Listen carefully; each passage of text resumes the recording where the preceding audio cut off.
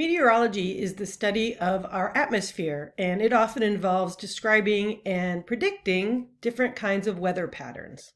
Here are the learning outcomes for Unit 5A, so you should pause the video and write these down. Do you know the difference between weather and climate? People sometimes confuse these.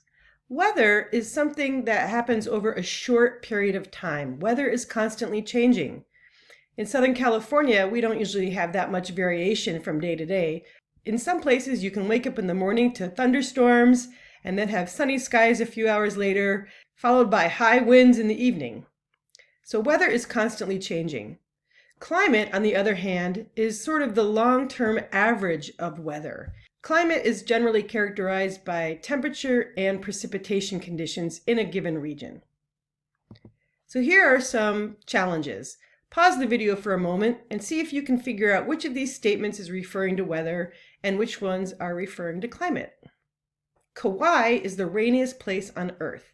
This refers to climate. This has to do with the conditions over long periods of time in Kauai. Yesterday it rained 2 inches in Kauai.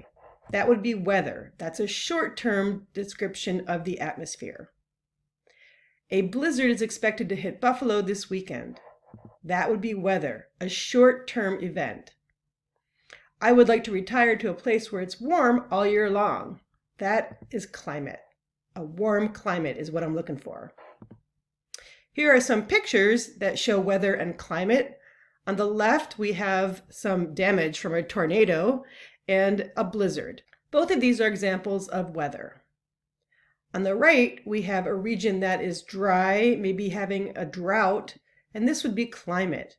And then the polar bear on the little floating ice, that's also climate and usually used to indicate that our climate is changing and warming. So we're going to focus on weather.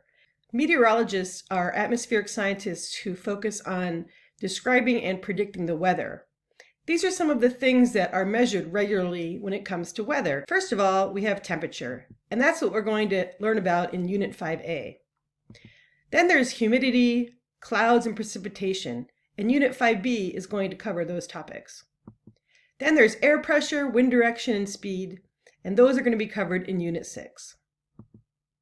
So let's start with the composition of the atmosphere.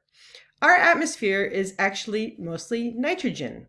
What happens when we breathe nitrogen? Well, absolutely nothing. It goes in and it goes back out. Oxygen makes up 21% of our atmosphere. And remember that photosynthesis early in Earth's history changed our atmosphere from carbon dioxide rich to oxygen rich. If you add these two numbers up, they make 99%. So that is most of the atmosphere.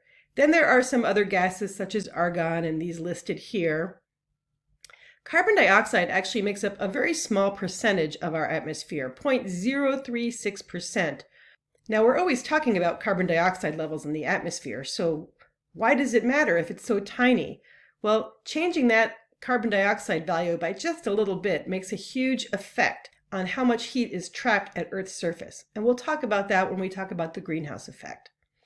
Remember by comparison that Venus's atmosphere has 95% carbon dioxide. Remember that Venus is the runaway greenhouse planet. Some other things that are in the atmosphere besides those gases include water vapor, and we'll focus on that when we get to Unit 5B. But water vapor can form up to 4% of air's volume. Then there are aerosols, little bits of dust, even things like sea salt and volcanic ash are aerosols. These are things that are in the atmosphere. We recently had fires in our area, and so the material from those fires is also considered aerosol. So these are tiny particles in the atmosphere. Sometimes they can cause red sunsets or sunrises. Aerosols are going to be important when it comes to cloud formation, so keep those in mind. Another thing in our atmosphere is ozone, which is O3. The oxygen we breathe is O2. When you add another oxygen atom, it becomes ozone. The ozone layer protects us from the ultraviolet rays of the sun. Unfortunately, humans have created things called chlorofluorocarbons, which go into the atmosphere and destroy the ozone layer. This picture here shows a large ozone hole over Antarctica, something that meteorologists are paying attention to, because once ozone is gone, we really don't know how to replace it. So let's look at the different layers of the atmosphere. They're listed here in this cartoon. The exosphere is not included in all diagrams, and I'm not actually going to include that in this discussion right now. But we're going to work our way from the surface at the troposphere through these 4 layers. And the important thing about the different layers is how they're defined. They're not defined on distance, like, okay, every 10 or 15 miles, let's make a new layer name. They're defined on temperature change.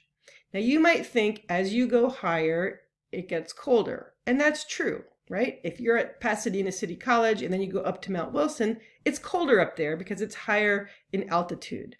But that doesn't happen all the way up, and we'll see it here.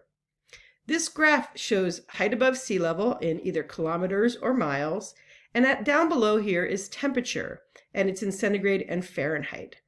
And then what's shown in red is the temperature at these various heights. At Earth's surface, our average temperature is about 70 degrees Fahrenheit or 21 degrees centigrade. As you go up, it gets colder. And here's Mount Everest, and the temperature up there is very cold. And this seems logical. But then watch how these temperatures vary. Let's look at each layer. We live in the troposphere. This is the bottom layer, and as I mentioned, temperature gets cooler as you go up. Then we have a layer called the stratosphere. And in the stratosphere, temperature actually goes up. Now the stratosphere is the location of maximum ozone, and this has to do with that temperature change.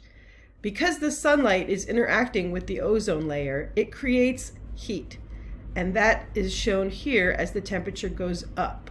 Now it doesn't go up to a very warm temperature. In fact, it goes up to the temperature of freezing water.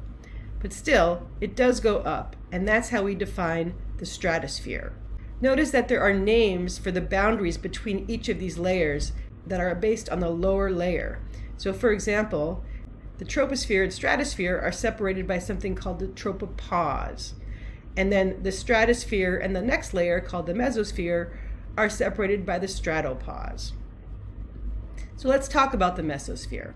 The mesosphere is like the troposphere in that the farther you go up, the colder it gets. This is also the layer where meteors tend to burn up in the atmosphere from friction, and we see the fireballs in the sky. Finally, we get to the thermosphere. And this is the highest layer, and there's really no well-defined limit. It has only a very small fraction of Earth's atmospheric gas, and those gases move very quickly. Now, the reason the temperature goes up in this layer, and it looks like it goes up to over 100 degrees Fahrenheit, is because of the definition of temperature. The definition of temperature has to do with the average kinetic energy of gas. And kinetic energy is related to the speed of the gas molecules. So because there are so few gas molecules up here and they're moving very quickly, temperature winds up being a large number. Now, if you went up there in a spacecraft and you stuck your arm out the window, you would not feel 100 degree Fahrenheit or 120 degree Fahrenheit. It's again a function of the equation and the small amount of gas that's up there. The thermosphere is also where we have interactions of solar flares with the Earth's magnetic field, and it produces the auroras. So that's my introduction to the composition and thermal structure of the atmosphere. Next, you're going to watch 3 different videos from the City College of San Francisco. One that focuses on seasons, one that focuses on the 3 types of heat transfer, and one that reviews a little bit of what I've gone over in terms of atmospheric gases and heat.